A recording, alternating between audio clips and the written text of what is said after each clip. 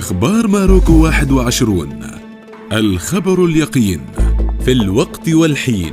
والحالة المادية السي مبدع.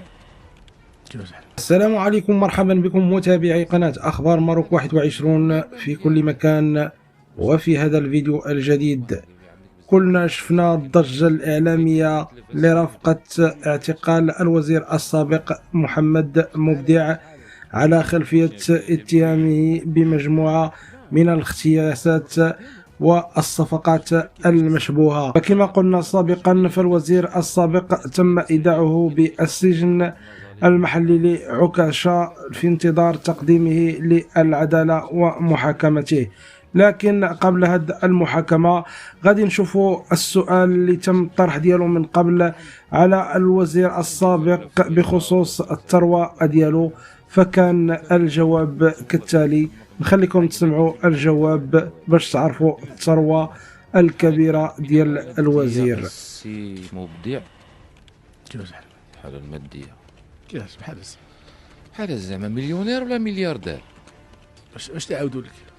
وانا قال لي عندك بزاف ديال الفلوس، انا كندوز 20,000 ريال كنبدا نتلف السي مبدع. لا فايت 20,000 ريال. فايت 20,000 ريال. شحال هذه شحال 20,000 ريال ديال بكري هذه.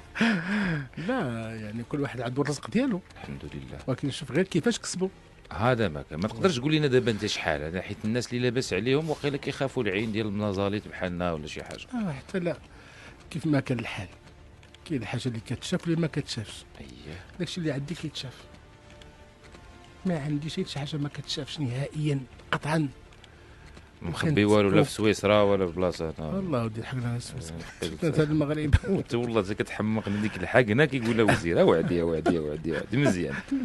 شحال غيكون عندك مليونير؟ يلا ما نحققوش بزاف. عندي الدويره ديالي، ولكن هذه 25 عام وانا نقاد فيها. في الخرجات الفقيه بن صالح، في الداخل الفقيه بن صالح ساكن مع الوالد في الدار ديال الوالد. عندي ابارتمون في الرباط، شاريه اكريدي تنأدي عليه. وعندي الدويره اللي كانت عندي قديمه في مراكش. على ماشي شي لاباس عليك بزاف. ماشي لا، اللي عنده شي حاجه من غير هادشي بسم الله. وانا حيت انا كيقول لي السي مبدع، كيقول لك السي مبدع عنده الوسخ ديال الفلوس، شي ما كاين شي منه. سيدي حاسب شي حاجه يقول لك مليونير، وكاع كاين اللي كيقول لك من اين لك هذا. إذا كانت هذه زيارتك الأولى لقناة أخبار ماروكو 21، المرجو الاشتراك في القناة وتفعيل الجرس ليصلك الجديد.